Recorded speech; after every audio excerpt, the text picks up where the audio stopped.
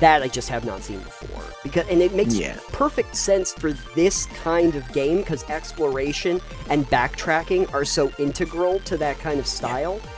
It's amazing that we haven't had it before. I was really surprised that they thought it through to implement it. So why did you actually play it for 6 hours then? Because I wasn't sure if I was enjoying it or not. Okay. I was like, do I like it enough to buy it? One of the interesting things, though, I thought about that interview in the article was that Swen was talking about the difficulty of utilizing D&D 5e as a system, which I thought was an interesting comment.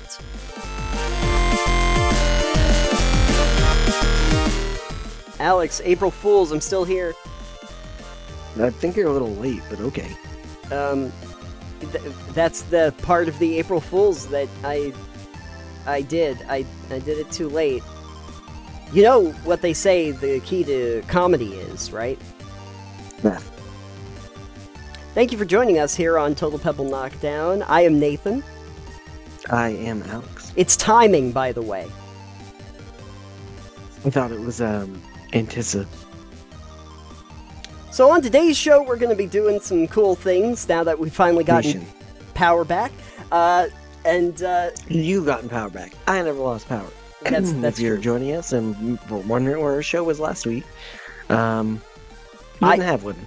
I didn't have one. Nature played Nathan for a fool. That's right. Nature played an April Fool's trick on me and shut down power to my studio, so I could not record anything. That and 300,000 people? Yep. Living in Maine and New Hampshire? Something like that?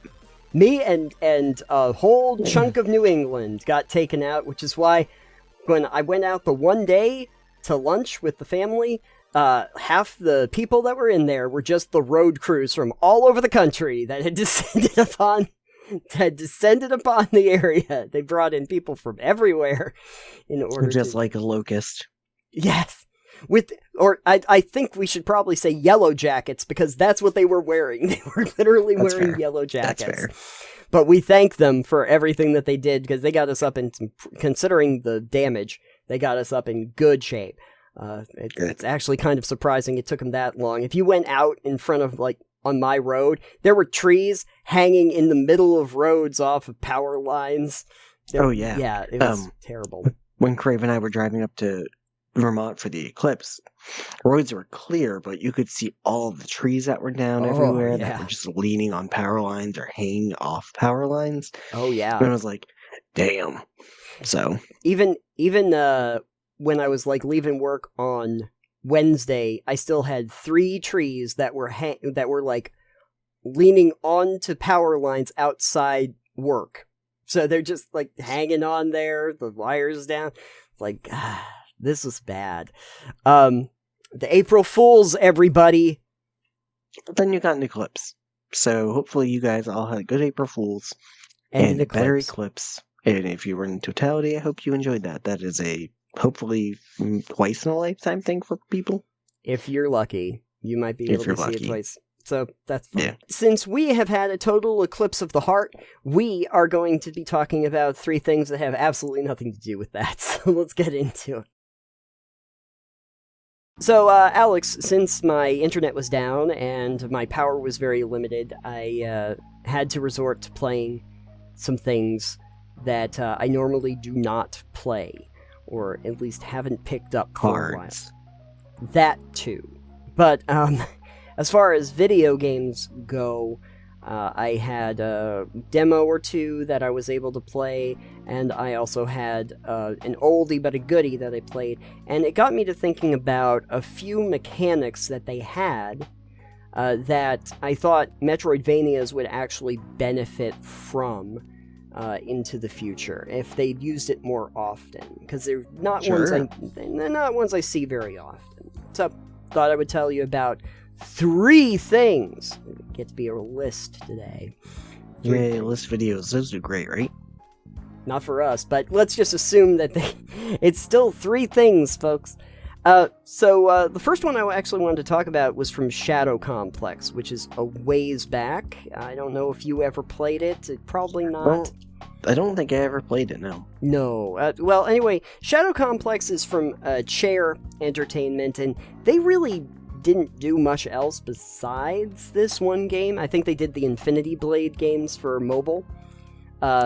But this is really the one thing that they did, and it was actually very well received. I think they won some game awards for it, for, like, indie titles. The general idea being that it's like Metroid, but you're in this, like, hidden underground facility, and you're trying to save your girlfriend, but as you do. Yeah, but, like, then you get wrapped up in this whole thing where this secret cabal in this complex is trying to destroy San Francisco, I think, and you're like, well, gotta do something about that. And so the game plays out in this facility, and that's kind of the Metroidvania style map, where that's all the interconnected regions and everything like that. There is one really interesting thing that it does that I think would be cool to see in more Metroidvanias, and that's they do this pseudo, like, forced 3D perspective, where, most times you're in this, like, 2D plane, and everything is just in that 2D plane when you have the classics. What they do in Shadow Complex is, though, enemies can actually run in from behind the scene. Elements are behind the scene, too, like exploding barrels and stuff. And what happens, because, I mean, it's like a shooter, you have guns, is that when there are elements you can target behind the screen itself, your reticle actually will move to the back instead of around in an arc, and it will focus in on elements that are in the back of the scene so that you can fire on them. You can shoot rockets at them, you can blow them up, everything like that. If you have people that are coming down a corridor in the back, you can't go down that corridor. You're still in the 2D plane. But you can aim back there when they're there. Interesting. And then you can shoot at it. It's interesting. I think the reason why it's really interesting is that normally, if those elements aren't there, you still use the same control and you go in an arc around the screen, but if something's behind it, then it, like, automatically will justify so that it goes toward those elements. And the thing that's neat about that is that if you're dealing with any of those, you can still move past all of them because they're not they're not in the front yet. Right. So you can still strafe back and forth. So you're still doing a side-scroller, but your gun can kind of go forward and backward between the layers. Your facility is essentially, like, has depth, even though you're in a 2D perspective. That's interesting. It's kind of weird, though, too. I kind of like the 2.5D myself, where you've got depth, but, it looks 3D, or looks kind of 3D with a little depth, but it's still kind of this side-scrolly. I've played plenty... But I'm not a huge fan of side-scrollers. So. Right. I've played plenty that have sort of, like, that pseudo backdrop, where the backdrop, like, moves independently of the main screen, so that, like, you'll be running along and it will stay on your character, but the scene behind it will sort of move at a different frame, so it feels like it's really, like, in a perspective. It's something I have not seen in other Metroidvanias, but it was very popular because, you get to deal with big mechs in that game, and helicopters and stuff like that. And one thing that they do is that there are sometimes turret sections, and when you get into the turret, you aim back, and you're, like, in first person doing the aiming into the back. So even though it's a 2D game, it's got these 3D elements that provide depth that you normally wouldn't have into the game. Okay. So, I think that it could be implemented better in terms of how the controls work, so that I have more, agency in determining how I'm going to aim, like being able to aim back or up. But in general, that was just such an interesting thing, and this was like 2008 when it came out. This was such an interesting mechanic that typically does not get utilized in these games to try and give depth to it. The other ones I have are far more recent, though. One of them was a demo that I had played because, again, no internet. I had downloaded it because I was like, I want to play the demo of this, but I don't have internet, so I can still play it. And that is Prince of Persia: The Lost Crown. So I don't know if you've seen this one. That's the new one, right? That is the new one, yes. I have not seen it. I have not cared. Prince of Persia is not a series I really gave much shits about since the 90s. You didn't even play the Sands of Time in those? I know. Oh. I know all about it. I've seen people talk about it. Whatever. I like time shenanigans, but again, whatever. At some point, I gotta play those. Yeah, on stream. I have heard that the new one is very good. It is. Yeah, the demo at least. Yes.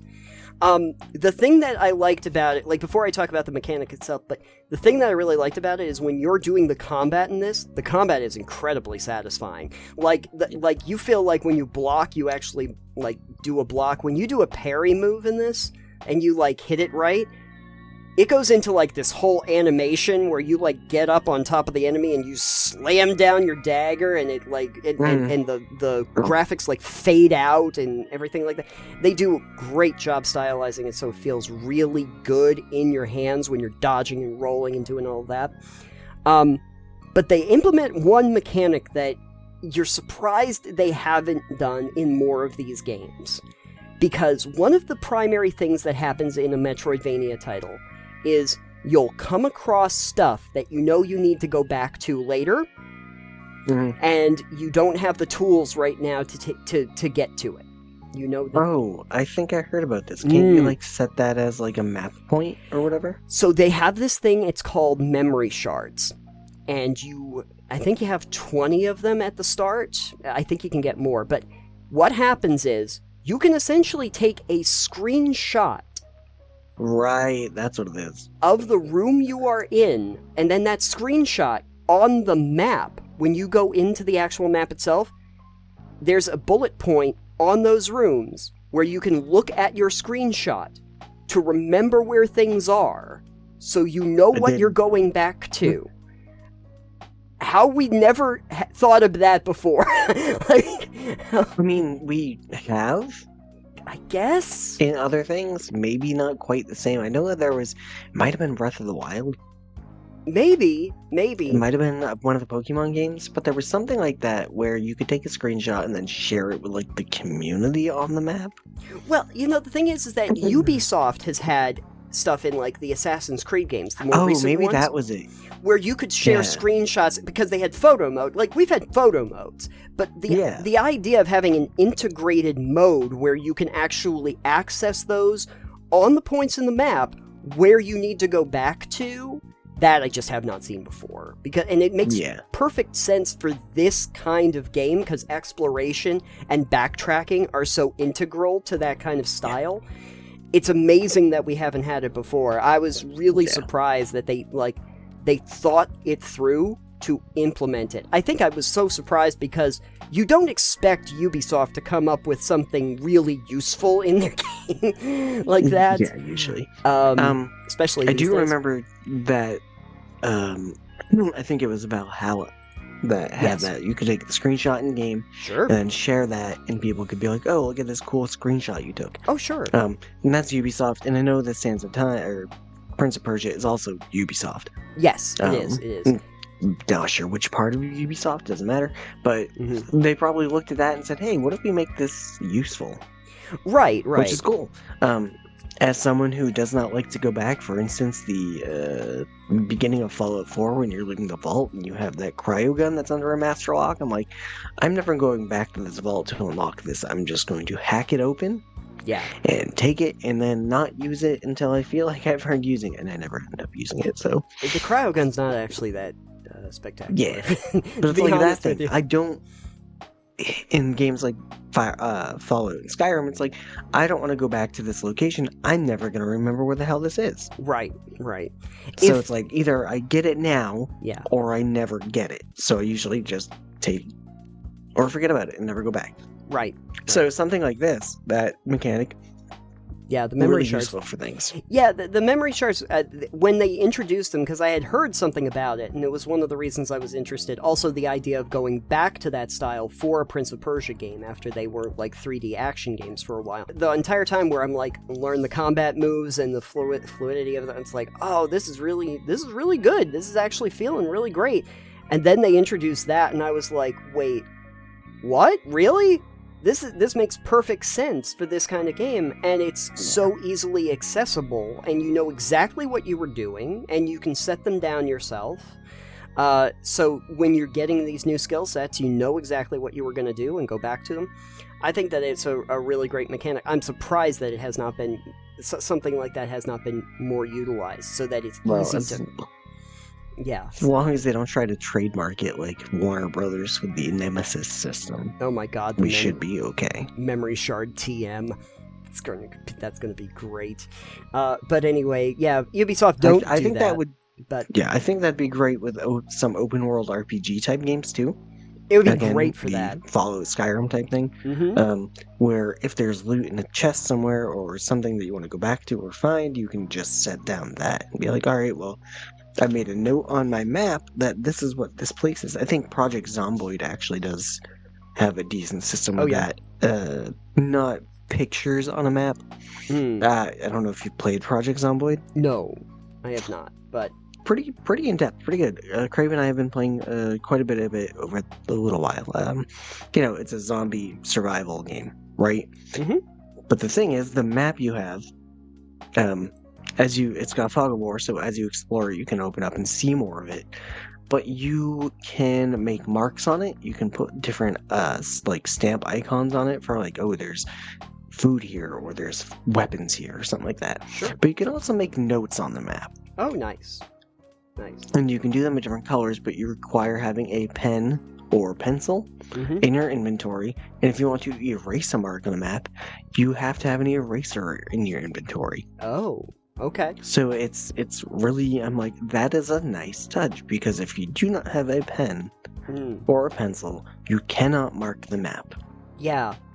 So totally it makes you so that carrying around a pen or pencil when you're exploring they don't take up a lot of space or weight, but it's kind of a necessary thing to have, just so you can mark the map if you find a location you want to go back to. Absolutely.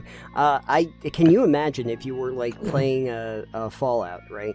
And you said, okay, here's the chest I need to go back to, and you could like hit a button, and not only would you have like a screenshot saved or something in your inventory, but it would show up as a ping on the map itself, so that you'd be going, oh yeah, a colored ping, that's the thing, and I could immediately like hover over it, and I'd see the screen. That would be incredibly useful. To one-up this idea, though, for a game like Fallout, being able to do that would be fine, but I think it would be even better if you could do that in a game like Fallout and have it set it as a waypoint. Oh, yep. That way it's like, custom okay, waypoints. This is... Yep. That way you go, oh, this is in this building somewhere. It's in Corvega. Where the fucking Corvega is it? Yes, exactly. So you have the custom ping, essentially, where it is, but it also will, like, actually direct you to it as if it were, like, a quest objective. Yeah. So that you can go, alright, I don't remember exactly how to get there, but that would show you the path to get there. Which, if you've already traveled it, should be fine. Why would you not be able to path it? Yeah, there's a surprising lack of, like, actual pathing for some of these games, especially when they make it more difficult to traverse areas where it's, not like I can go in a straight line as the crow flies. Yeah. But definitely, like, I just thought that for, like, Lost Crown, that makes perfect sense, because Metroidvanias are so built on backtracking to new areas that you couldn't previously access that it makes perfect sense. Then there's then the other one that I wanted to talk about, I guess it has been in some, but I just think it's a really interesting mechanic. And that's the idea of, like, morphing into your enemies. And this was one I found in a demo that I played very recently called Biomorph, which is a game that just came I have heard of this one. Yeah. Nevergrave did something similar to this as well, which is a demo that I talked about earlier. from Pocket Pair. But the thing that happens in Biomorph that's really interesting is that you have a series of enemies that are like bigger enemies in the game. These bigger enemies are in certain areas and have certain skills all their own, and if you defeat them, you can actually morph into those enemies in that area. And so it allows you to get through blocks, to go over like spiky terrain, to flip switches that are far away. You get all of these different skills based on what those enemies did as a way of solving puzzles. But the other thing that's really neat about it is that if you have transformed enough of these over the map, you then gain the ability to do it basically at will wherever you want. You like learn the skill so that technically, if I've gotten the little crawly dudes that can go over spikes, and I've morphed into like 7 of them or 8 of them, I now have the ability to do that at will. So if I come across an area that has those spikes, I've now, from defeating these enemies before, have unlocked the ability, even if those enemies aren't around, to go over that spike in a completely different area of the map. This is true also of like the ones that do ranged attacks. Now I know how to do the ranged attacks, and I can do them anywhere else because I've defeated enough of these enemies. What it made me think of, actually, was Mega Man. Because one of my favorite things about Mega Man was the idea that you defeat the bosses, and then you get their abilities from the bosses. I always liked that idea. Yeah. And so Biomorph does something like that. Nevergrave is where you possess the corpses of the enemies in that area. Yeah. And then they die, and you can't use them again. But I like the Biomorph idea of being able to, once you get enough of them collected, it becomes like a new form you can take on at will. Because you've gone it's basically defeating enemies gives you power-ups. Sort of like that, yeah. I've seen some games where defeating enemies Super Mario gives Odyssey. You... Well, you throw a hat on everything in Super Mario Whatever, Odyssey. You're still taking over the creature. Yeah, but imagine if you were in Super Mario Odyssey and you learned how to do the T-Rex transformation, and then you could go to New Donk City and you could transform into a T-Rex in the city. Perfect. Mario's always been a shapeshifter. Yeah, absolutely. Sometimes Mario's small, sometimes he's a tanuki, sometimes he's on fire. Sometimes he's a boot. Sometimes he's a boot. Sometimes he's a boot. A really powerful boot. Worth noting. Sometimes he's a cat. Mario really likes to cosplay. That's what we've taken. The whole thing's a theatrical anyway, so it makes sense. Yeah, it's all theater production. If Honestly, you know the Mario Cats is better than real cats. Well, it's better than the movie Cats. Yeah, that's the one I'm talking about. A Baz Luhrmann Cats. Don't let Baz Luhrmann be in control of the Mario franchise. I don't need that in my life. I didn't need the original Cats either, but here we are. Memories. Memory Shards. That's going to be... Memory Shards. That's a new song for Cats 2. There won't be a Cats 2. There'll be a Cats 9. Anyways. Because 9 lives. The Cats musical has 9 lives. Anyway, those were a few things that I thought were interesting in Metroidvanias, and I think could be fun mechanics to try out in other games, so maybe do that. If you're building a Metroidvania, maybe do some cool stuff with these ideas. Let us know, however, if you encountered some interesting mechanics in this style of gaming, if you have any interest in certain ones that are coming out, because it sounds like there's quite a few having a bit of a resurgence right now, so there's a lot of new ones that are coming out, and which ones are your favorite? You can let us know in the comments down below. So, Alex, I hear that you played a game that I know absolutely nothing about, and I was hoping you could tell me. Yeah, I do that occasionally. Played a couple newer games recently. Ooh, fun. A game I kind of had an eye on just because there's someone I watch does like first impressions of games. Sure. And they're interesting. So I've been seeing a lot of like, because it gives me a way to see games that I wouldn't normally see just on my own. Sure. whether they're interesting or not, and that's cool. Anyways, that person is Splattercat. So this game, I saw them play, and it sounded interesting, and I was like, maybe I'll check it out if either there's a demo, or if it goes on sale, as I do. But this last weekend, at the point of recording, they had a free weekend. Perfect. What is this game? The game that I tried out is called Ripout. It is... Okay.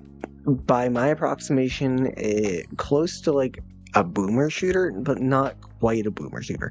It is an action FPS. It's not quite Borderlands because it's not really a looter shooter.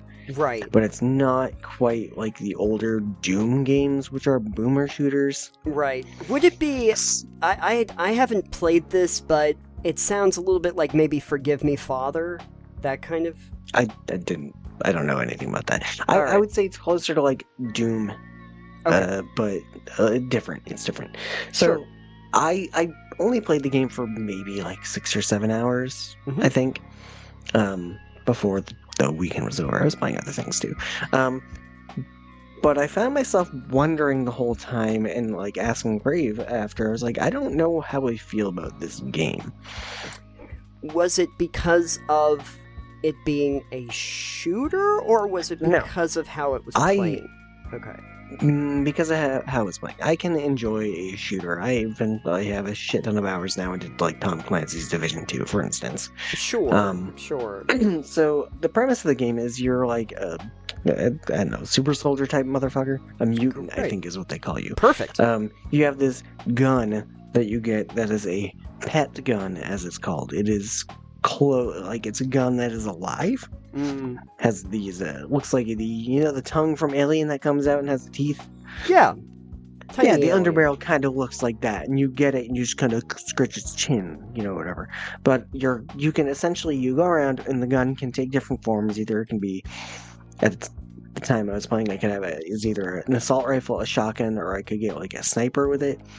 You've got a pistol as a sidearm, which is not a pet, but your pet gun, you can like tell it to go attack. You hit a button and it launches at an enemy and will attack them, like bite the shit out of them, and then come back. It will also, there are other smaller enemies that it'll go and it can attack and then attach them to you. You're a mutant, you can like take these smaller enemies and graft them onto yourself for a short time. These enemies are either like guns or shields, or they can give you different abilities as well. Kind of like a biomorph, you were saying. Yeah, okay.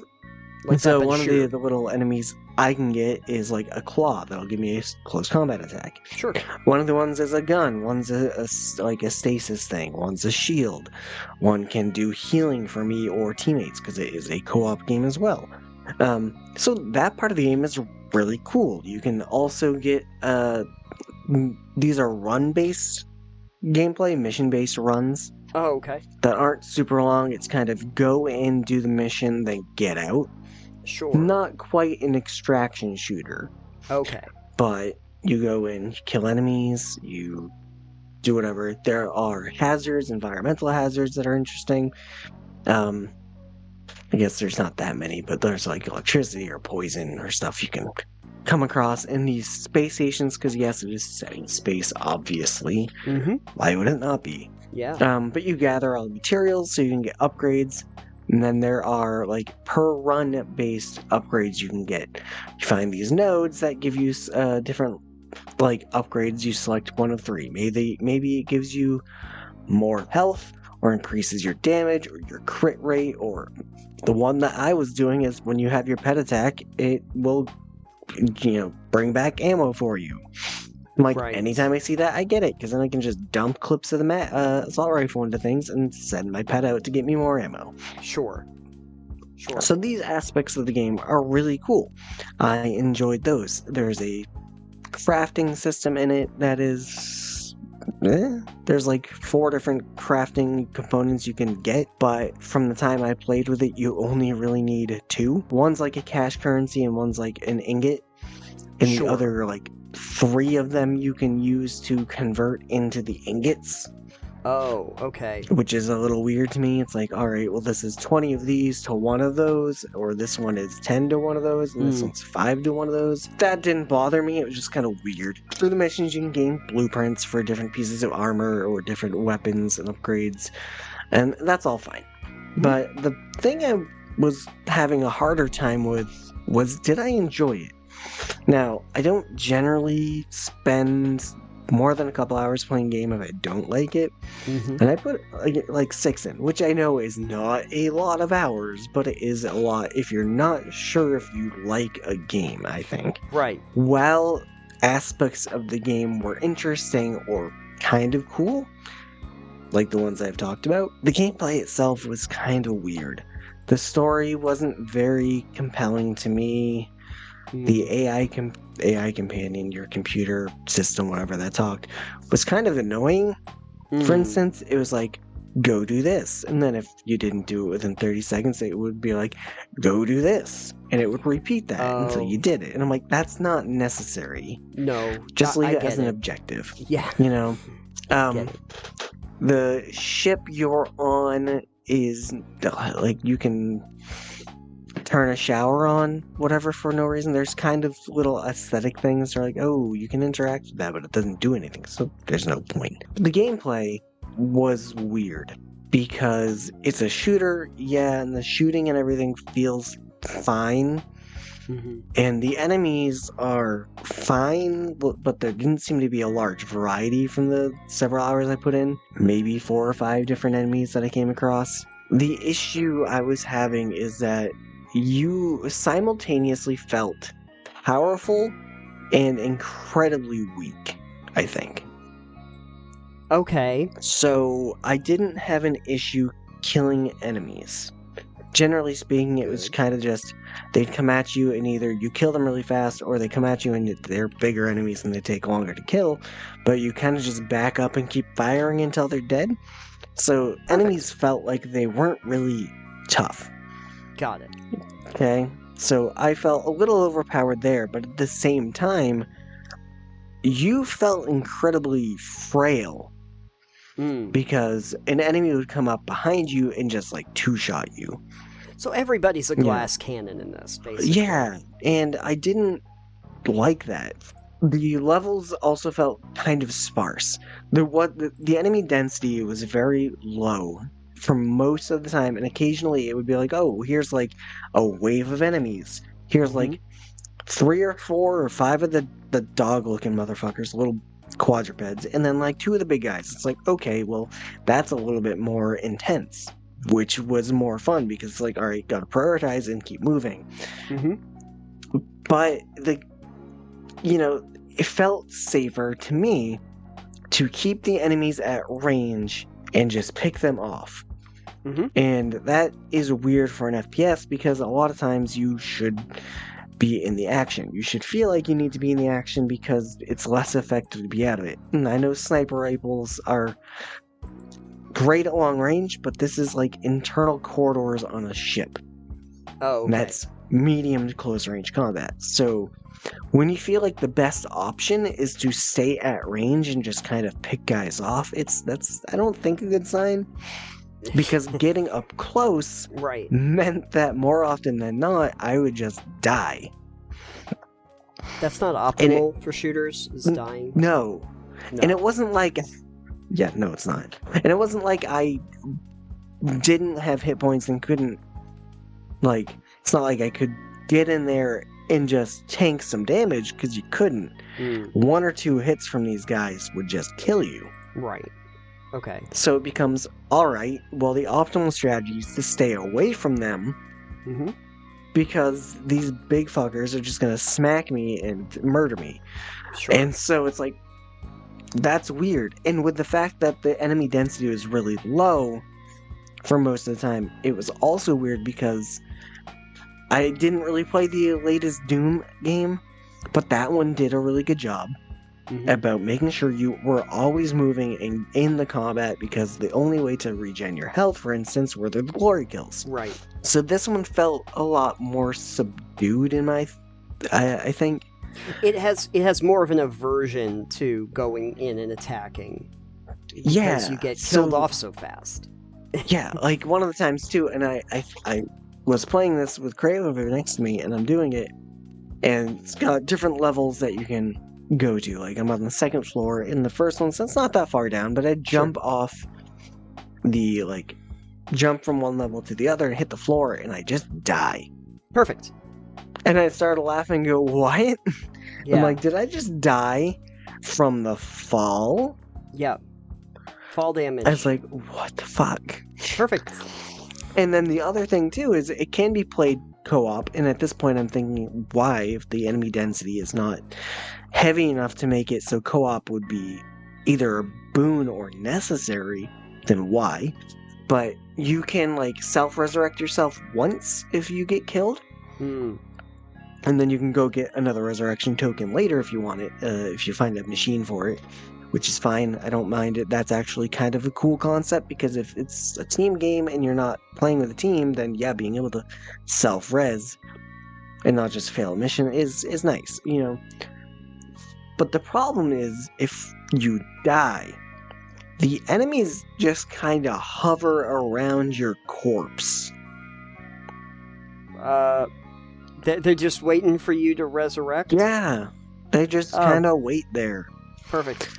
And so I would find myself going, all right, well, I'll just wait a few seconds and see if they kind of wander off.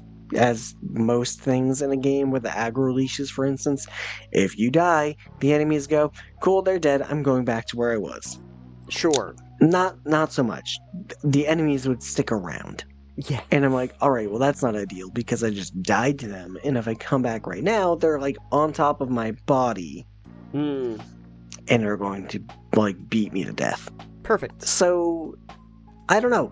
I had a mixed feeling through the game. I was like, it's enjoyable when it's enjoyable, but it's incredibly frustrating because it doesn't feel good. Yeah. Yeah. If that makes sense. It doesn't feel satisfying when you're playing it. I guess. Yeah. I think that the frailty issue is something that the older shooters have a bit of a problem with, because they usually just had the life bar, and it's not really a regenerating life bar. Does this technically have a life bar, or is it just... Mm-hmm. You got hit points. Okay. It's one of those things that when the revolution with Halo came around, they tried to mitigate that by having a regenerating shield, but then hit points that are, because they figured that this is going to give you pause. Of course, in those games, it then encouraged you to take cover so that you could regenerate your shields. Right. And since Doom wasn't going to do that, that's when the newer ones came in with the idea of, well, what about if we encourage people to use the melee? And so then you can go up and do that. It sounds like what they decided to do for Ripout was do neither of those things. And make it so that you don't really get rewarded for trying to hide, but you don't get rewarded for going into battle and trying to get up close and personal. So you have very little reward. What is the optimal strategy supposed to be for Ripout? That's the thing I'm trying to think. I'm not sure. Okay. Because yes, there are a bunch of the little mods you can get. There are a bunch of the little guys you can get to attach you for extra guns or the healing stuff. I'm not quite sure though, because again, the enemy density wasn't high enough for me to say that playing this would be optimal with more players. But I tried the shotgun, for instance, and found that I was getting too close to enemies. Sure. And while yes, the shotgun would absolutely murder things because of the incredibly high damage with it, it meant that I was getting enemies too close and not being able to fire fast enough when multiple of them would be near me. So the optimal, I think, was just the assault rifle mag dumping. Words. That thing. And you could upgrade your armor and get different kinds that would kind of alter your stuff. You also can get different melee weapons. I have a katana. But again, getting up close and personal.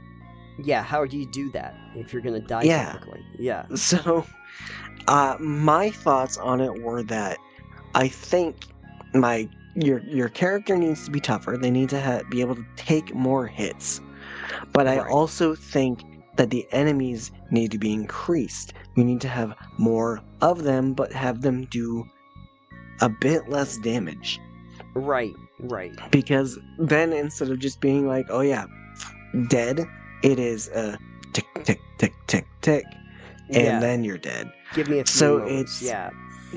so it's like you can be more overwhelmed, and then it's more intensity to it, Mm-hmm. but you're not feeling like that intensity is overwhelmingly unfair. So why did you actually play it for 6 hours then? Because I wasn't sure if I was enjoying it or not. Okay. I was like, do I like it enough to buy it? Yeah. Or do I not want to buy it? And currently, I would probably say I wouldn't buy it because, again, through those 6 hours, and I played multiple missions and got a bunch of different upgrades and tried different things, I found myself just questioning whether I was really enjoying it or not. Did I want to play more or did I not? I went back to play it more to figure that out. Okay, but if I have to play the game more to figure out if I like playing the game, I probably don't like it enough to play it. Right. Yeah. No, this is this is the problem that, I occasionally experience where it's like I want to like a game, but it feels like I'm spending far more time trying to figure out if I do like the game than actually enjoying the game in the first place. Yeah. And it sounds like they've got into that.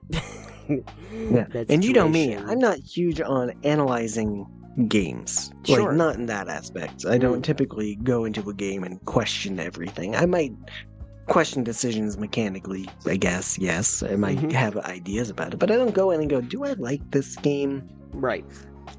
I'm not into overanalyzing things. But in this case, I was sitting there questioning what's if wrong I did. Here? Yeah. I'm like, what? Why? Yeah. It was like, there are games that I will play, and I will just go, nah, not feeling it, don't really care for it, and I'll just not. Usually those are games I play for less than 2 hours and refund. Sure. Sure. I can tell pretty quick if a game does not vibe with me. And in this case, I was like, there's enough going on that I do like to keep trying it, but not enough to keep me wanting to continue. Sure, yeah. I've experienced that. One that I kind of get reminded of that is also a shooter, but it's a very different kind, is one that I tried out because I thought that it might be the kind of thing that I liked, which was called Metal Hellsinger. I don't know if you've ever seen that one. I've seen it, and I don't remember which one it is right now. You're a demon that is trying to destroy other demons, and it is a rhythm-based first-person shooter. Yes. And so the cool thing about it is that you've got like these metal tracks, and the metal tracks have beats.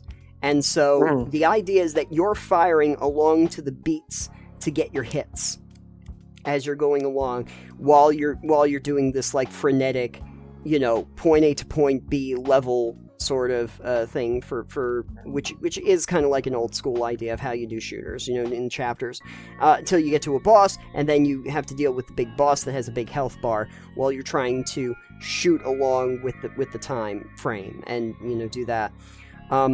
I thought it was going to be really interesting, and so I did play like a couple levels of it, and it's one of those things where when it works really nicely.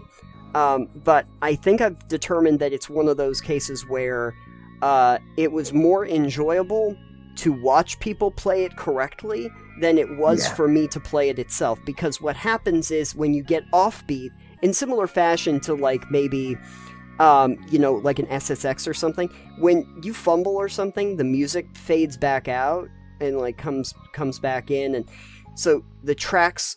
When you're doing it correctly and you're hitting those beats as you're firing along, and you're doing the special maneuvers and you're coming up and you're doing finishing moves on the beats and stuff, and that metal music's coming in, and it's coming in much more intensely there, it feels synergetic. You're really like doing this big metal set piece of demons in hell to metal music, and you're playing along on the beat with the rhythm and everything, and that's really great. The second you fumble that, though, it just feels wrong and bad, and I did not enjoy it. And then I started to realize, well, this is going to be the rest of my levels, so... Didn't you enjoy Hi-Fi Rush? I did like Hi-Fi Rush, but the difference with Hi-Fi Rush is that is a melee game, and it does not, and the other thing, too, you can do combinations and stuff on the beats and everything like that, but the other thing that's important about Hi-Fi Rush is that if you hit on the beats, you get additional damage, but you always attack on the beats with Hi-Fi Rush. No matter, even if you hit early, your attacks still land on the beats, so it continually encourages you that you're not going to get faster, or you're not going to do it earlier. It's just that you're not going to do as much damage. You're still going to attack on the beats regardless of whether you hit it early or not. Okay. Hellsinger's different, because if you don't hit on the beats, you're just like, what happened? It's like, oh no, I've lost my combos and everything like that, and So I guess it's like the difference between like when you play DDR and you get perfects versus when you kind of get a couple right and then get something wrong and it messes your whole streak up. Yeah, it's going to be a little bit more like that. Okay. I'm not a huge rhythm game person myself, despite the years in chorus I spent. Mm-hmm. Like, for instance, Dark Souls is technically a rhythm game, and I'm not a fan. It's too much paying attention to things that I don't find fun in the game for me. Sure, the idea was really neat, and I did appreciate it, and I'm sure for people that are more skilled with it, it's got to be nirvana when you actually get to that place where you're just completely, vibing with the game, and you're moving through it where it feels really like cohesive. But I can't do that, and so it felt like I had two left feet in a mosh pit, and I couldn't make it work. So that's the problem. I feel like someone, if they have not, needs to play this with like a drum set. Maybe. Yeah. Something like a Guitar Hero controller or something like that. Maybe. It's metal, so I assume the drums are heavy, and I assume that the riffs are great. Yeah. But I would think that a game like this would be really cool to have someone that's playing it with a music instrument, so they could I learned the track to this song that is playing. Right. So now it's gonna go, and I'm gonna get the beats. I mean, you're still doing the first-person shooter thing too, so that's where it gets confusing for the Metal Hellsinger. So I'm still aiming and firing and going and running around the map while I'm doing the rhythm-based gameplay, and for the most part, I mean, they tried to streamline it so it made sense. Kudos to them, but I think maybe it's just like in first-person shooters, especially frenetic ones like this, where you get into an arena and there's just a bunch of dudes coming at you, which is very similar to like the arenas in the newer Doom. I've got like a bunch of stuff to think about anyway, and what they want you to do in Metal Hellsinger is to hit all of those on the beats, and then also essentially so that you can do finishing moves, and so your finishing moves will replenish like your health and your everything like that. So you have to be doing that at the same time, and I think it's just too many things to concentrate on for me. That's the issue I have with games. Too much concentration. It's too much concentration that I have to go into, and when you stumble for a moment, it becomes a problem. I didn't experience that with Hi-Fi Rush because like the track's going on continuously, and it's more, and the game still keeps you going on beats even if you're not hitting on them. It's just that you are then encouraged to get your criticals essentially by hitting on the beats, so that you keep getting those, and so it works out better. And I think the melee combat, since I'm not worried about the aiming and the shooting and the pulling and triggers and stuff, when I'm just trying to hit with light and hard and heavy attacks and everything, and the beats going on the bottom, it's easier for me to follow along with it and concentrate on it. That's fair. Yeah.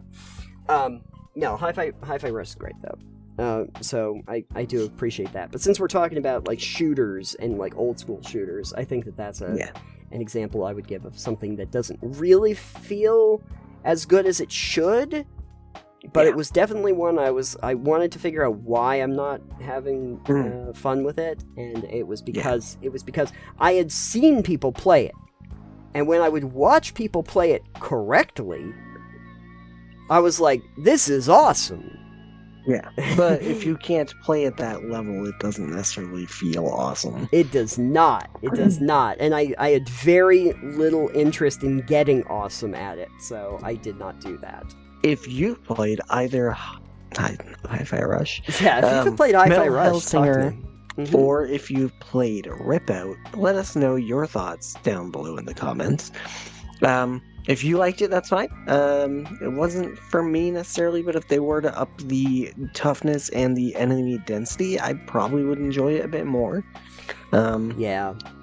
I want to know your thoughts down in the comments below. Let me know if you played. Yeah. Also, let us know if there's any like old school shooters, like retro shooters, that you actually enjoyed, because there's been a resurgence of those lately. Anyway, let us know. Comments down below. You shared with me an article a little bit ago, before all of the power outages, and it was about Baldur's Gate 3, a game that we have both played to a degree. Yeah. And that we liked. We did like it. I think, though, that Baldur's Gate 3 is one of those games. Don't know if you've experienced this a lot, but it's like, oh, this game is really great. I will probably not touch it again because I don't like. It's one of those games where it's like, this is great. This is excellent. I don't think I can play it again. You know what those games are called? What are they called?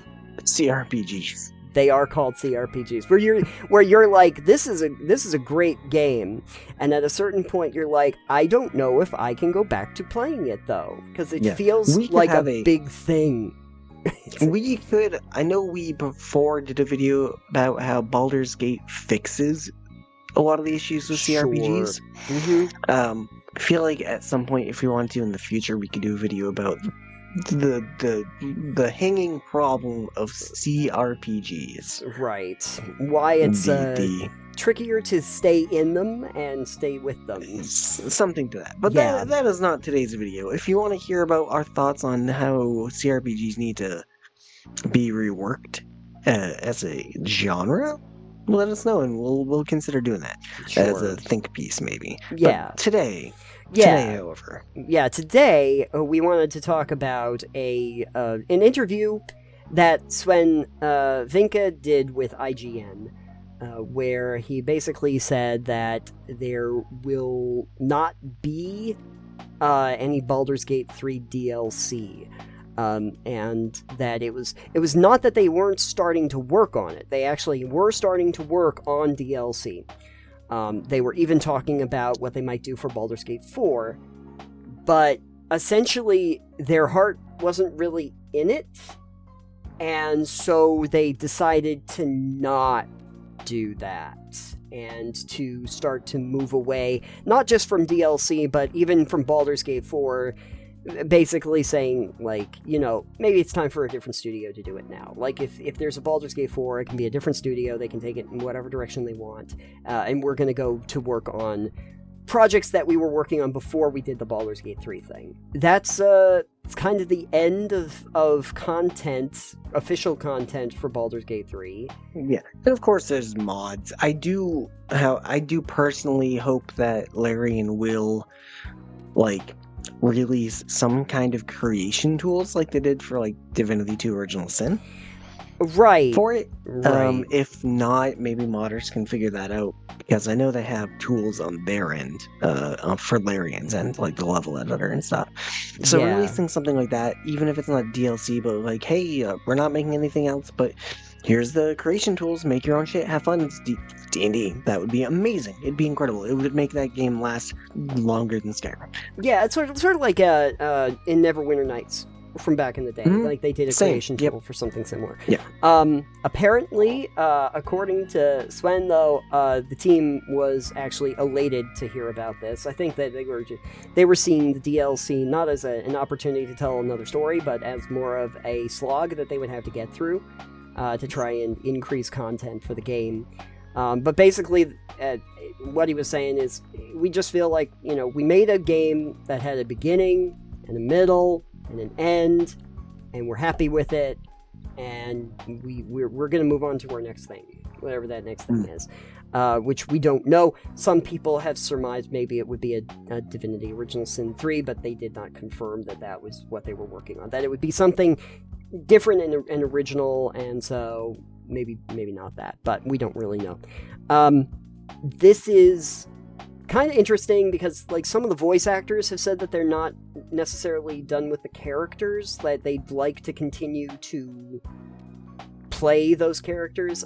Neil Newbin has talked about, like, Asterion, and was like, I don't think I'm done with the character. I feel like there's more to that storyline. Amelia Tyler, who's also the narrator, had said, like, she felt there was more that she'd want to do with it. One of the interesting things, though, I thought about that interview in the article was that Swen was talking about the difficulty of utilizing D&D 5e as a system, which I thought was an interesting comment. And the reason why, apparently, is because there's this huge power creep around level 12 that I think kind of throws off a lot of math for them. And so that was one of the reasons. High levels in a lot of RPG systems have this problem of getting very, very powerful very quickly until you're basically a demigod. So what are you going to do? I guess the question that I have for you is, how do you feel about knowing that there isn't going to be DLC for the game? I'm okay with it. I think with how big and how varied your experiences with Baldur's Gate 3 can be. Sure.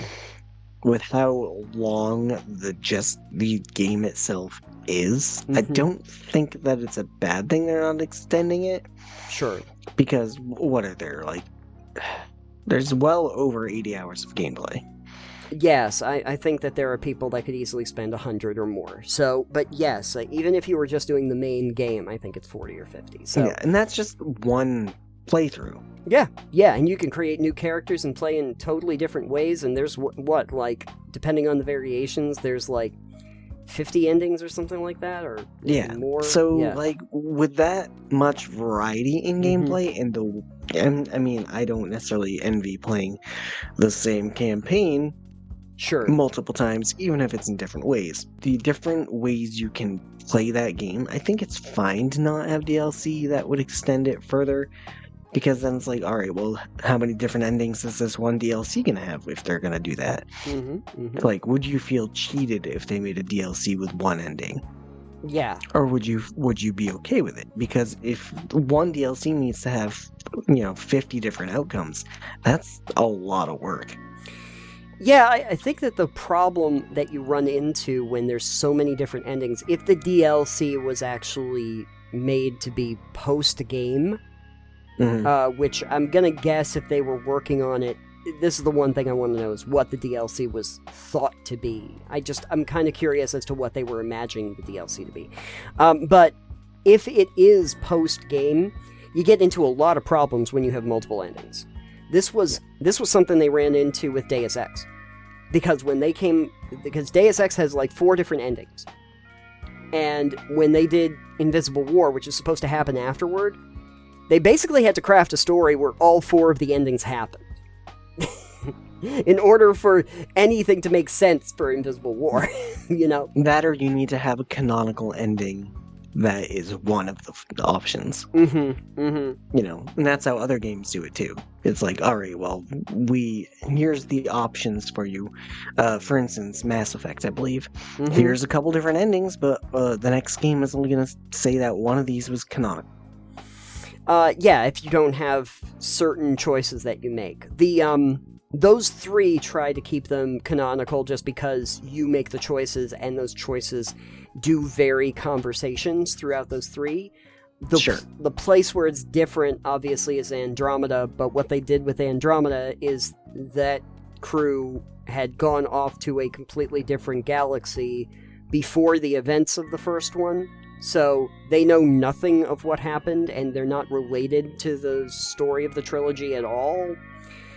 So they kind of work their way around that to worry about the canon content. But that's beside the point. Sure. One of the conversations that I've seen come up about them saying they're not going to do DLC or work anymore on Baldur's Gate was, when is a game, is a game being done enough?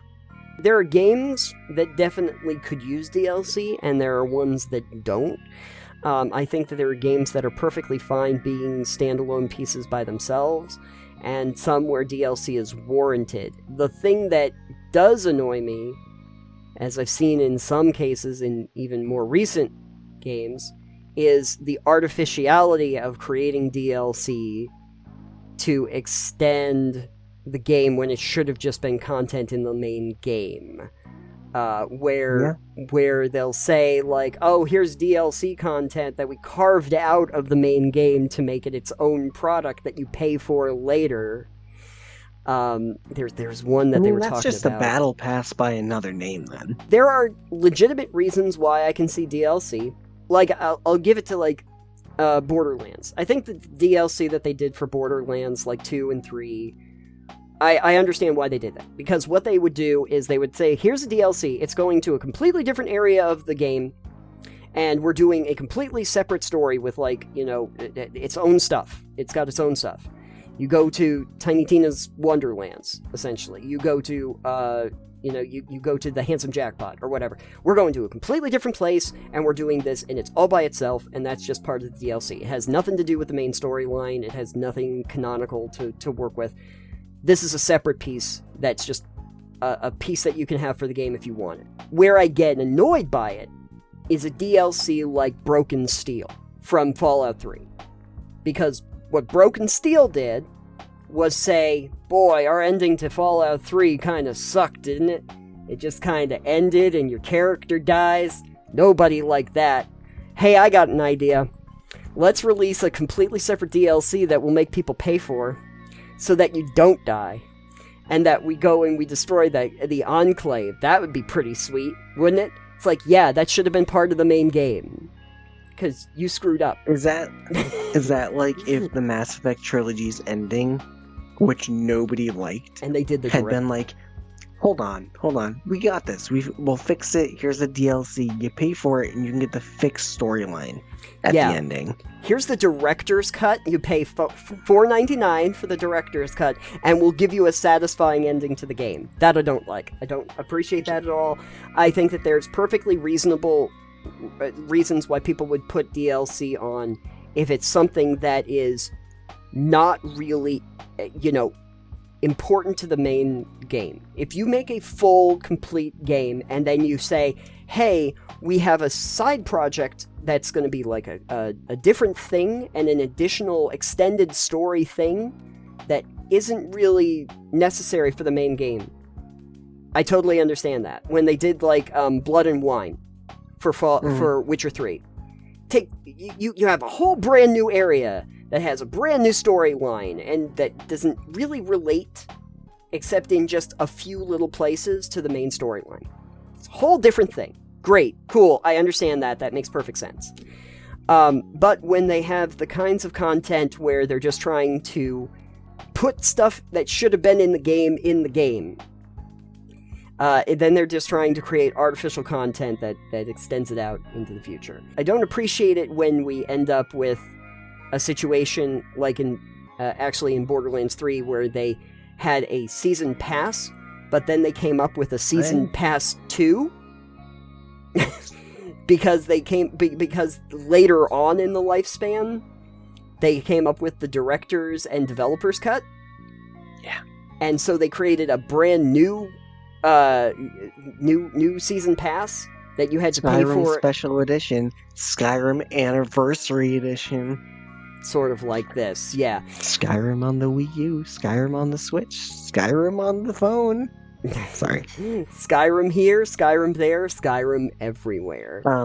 But to the point, I think it's fine to, like, stop development on a game. Obviously, if you've put a game into early access and then just stop, or did a Kickstarter that funded and just stop before the game's done. I don't think that's okay. I think if you have a product that people have paid for, especially if they've fully funded your project, for instance, they deserve you to finish that game, hopefully. I think that is a fair thing to ask for. Sure. But I don't think you're required to then continue producing for that product beyond, like, in this case, Larian.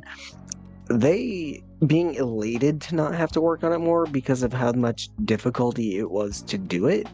I feel like them crafting a game as quality as it was, getting all the accolades they did, I think they are pretty fair to say they want to walk away from that project. Yeah, they, many awards. Well, it was received better than anything. It made the industry go, shit. I think it's fair for them to go, we're done with this. This is a finished product. Like, Baldur's Gate 3 came in, they really revitalized the CRPGs and the traditional kind of thing.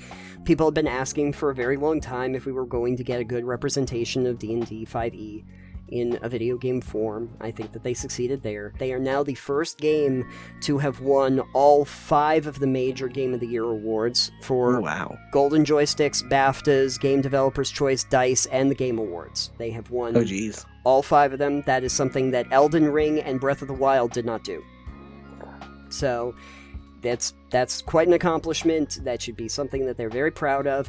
And I think generally, if you create a game that is complete, which should always be the goal, DLC should be like an extra project if you want to work on it. If you're trying to use the DLC to create a complete game, that's a problem. Some games can really utilize DLC because they come up with good mechanical systems that can be utilized in like a completely fun new way for DLC content. And some of them are just good narrative stories that don't necessarily need to have fleshing out or additional stuff to talk about. And if you're not invested in it, if the developers aren't interested in doing it, then it's not really going to be very good content anyway. DLC shouldn't be the industry standard of how we do games, where it's in the process from the beginning, where they're like, okay, well, we'll release the initial thing, and then these are the 5 content packs that we do after. That should not be the standard. Do you mean Starfield? I mean a roadmap of content. Thank you, Fallout 76. Yeah, that too. You mean NPCs should have been in the game from the beginning? Oh, sorry.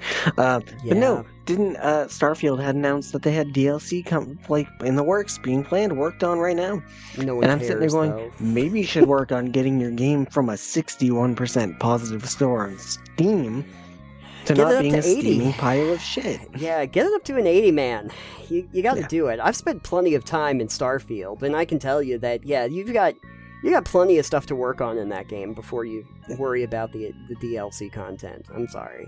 That's even Cyberpunk understood that. That's why they did a lot of different content updates before they released Phantom Liberty. So that's a whole other thing. No, I'm fine with Baldur's Gate 3 not having DLC. The only thing that I wanted, like I was mentioning before, is I'm curious as to what they were conceiving of as DLC that they were already starting to work on, because I think for modders, it would be interesting to see what that was going to be and what assets were getting made, because I think that there's definitely people in the mod community that if they had the tools, like if Larian had tools for it, and some of the assets that they were working on, would definitely want to make a fan-made version of whatever the DLC was that Baldur's Gate 3 was 100%. I think if they had stuff they wanted to work on and then don't want to, if they felt like it, they could be like, hey, modding community, this is for you.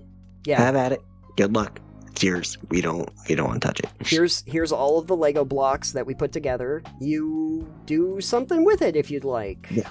And there are definitely games that have done something like that, where they go, here's all the resources, have fun, it's yours, which is why I think if they do anything else with Baldur's Gate, the only thing I would ask them for, and one, is tools for people that are not modders to be able to do campaign creation. Mm-hmm. I think that the game they made is huge. Like all the other Neverwinter and Baldur's Gate games had campaign and level editors you could do. Mm-hmm. And as someone who plays D&D, being able to take that, make a campaign in a game, make a world, have everything in there, and do that through the framework of Baldur's Gate would be incredible. Yeah. I think that would be a huge, huge boon to the gaming community. Yes. And the D&D players. So I would want that. That's the one thing I would ask for. Sure, absolutely. That's if I had to pay for it, 100% would pay for it. Yeah, absolutely. 10 out of 10 would bang. The thing about it is, games... I think you meant 10 out of 10 would Eldritch Blast, but okay. Yeah, that's true. 10 out of 10 would Eldritch Blast. Now we have the episode title. One thing is that like games like Baldur's Gate 3 feel like they're custom made for being a digital tool almost for a D&D campaign, where you could really utilize it in that way, and it feels like something that you could easily have a tool set for, and if you could make it available, I think people would really love to utilize it. You know, basically what we're talking about is like a Baldur's Gate 3 campaign builder mode, and you know, that would be huge. People would love that, especially with how many of us have to do online games. Being able to, you know, do an interactive thing together in the thing and take our individual characters in, and somebody would have to build the landscape. That would be a huge thing. I don't think they're going to do it, mostly because I know that Wizards of the Coast, Dungeons and Dragons, was building like a virtual tabletop tool set for... But Hasbro sucks ass. Yeah, but they do own the license to Dungeons and Dragons, so they might not want to do that, although I don't know why they wouldn't have just scrapped the project and say maybe we just do it as a Baldur's Gate 3 thing, because it's already the toolset's there. That joke's gonna be on us when someone in the comments goes, they already released it. This is what modders have made. It's a whole thing. And we're gonna go, oh shit, damn, okay. If you do know about that, please let me know in the comments. We will take one of the campaign builder modes, please. Yes, thank you. No chaser. One art, please. Yes, I would like one art, please. Beep boop. Thank you for everything that you did for Baldur's Gate 3, Larian. I understand that you want to move on to the next thing, or at least what you put on hold. I'll be interested in it. I bet it's something to do with divinity. I hope it's something new. It sounds like they're actually going to... It sounds like they were trying to do something very different than what they previously worked on, which would mean it not part of the Divinity series. So, we'll see what happens, but interested to find out. Tell us how you feel about the end of official content for Baldur's Gate 3, and what you think the DLC might have been. It's still trying to figure out where they wanted to go with the DLC. I'm interested in what that was going to be. It's going to be that rom-com type DLC that Mass Effect had. Sure. What it's going to be is you go to Love Island or something, and it's a dating show all of a sudden. Perfect. Asterion will do so well. We have had a total eclipse of the show. We have. April Fool's Day to us. Alex. Yes, a bit late, but that's fine. Well, you know what they say, the secret is to eclipses. Timing. Alex, if folks wanted to find out more information about Total Pebble Knockdown, where could they go? You can go to our new website over at totalpebbлекnockdown.com. Yeah, check us out over there. Same name. Yeah. New design. New design. And you can find all of our links right over there, including our Patreon link, where you can get additional content that is not normally in the show, and early releases of all the stuff that we do over here. Titanium Mine, Total Pebble Knockdown, Creatures. Soon to be a new one. Ooh, soon. New Creatures. Whatever he said. Anyway, so check us out there. You can find us on every podcast app known to mankind, so please rate and review and subscribe there. And you can also find us on various social media places. I am at Titanium. I am at EXP Limited, and our show is at Pebble Knockdown. So you can check us out over there, and we will see you on the next one. Whenever that is, when I have power. If I don't get snow taking down all the wires in the state, I'll be fine. That's a lot of copper you could use. Yeah, it's a great time for copper futures. I'll tell you about it. Anyway, well, I'm gonna go collect some copper. You have a wonderful day. We'll talk to you next time. Bye, everybody. Bye.